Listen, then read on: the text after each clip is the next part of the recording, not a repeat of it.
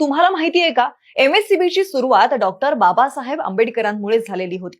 त्याचं झालं असं होतं की स्वातंत्र्यपूर्व भारतामध्ये वीज खासगी कंपन्यांच्या ताब्यात होती. दरम्यानच्या काळात बाबासाहेबांनी स्वस्त आणि सातत्यपूर्ण वीज सगळ्यांना मिळायला हवी असा आग्रह धरला. शिवाय आपल्याकडील उत्पादकता आणि जीवनमान सुधारण्यासाठी भारतात स्वस्त वीज गरजेची आहे असं बाबासाहेबांचं ठाम मत होतं. त्यासाठी त्यांनी 1942 मध्ये जलसंपदा मंत्री असताना त्यांच्या हातात ऊर्जा विभाग आला. तेव्हा त्यांनी प्रत्येक राज्यात स्वतंत्र विद्युत मंडळाची संकल्पना मांडली.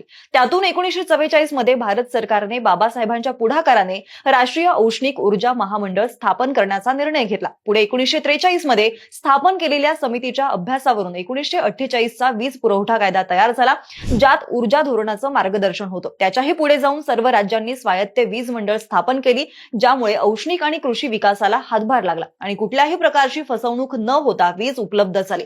त्यामुळे महाराष्ट्र राज्य वीज मंडळ ते महावितरण हा बाबासाहेब आंबेडकर यांचा परिपाक आहे.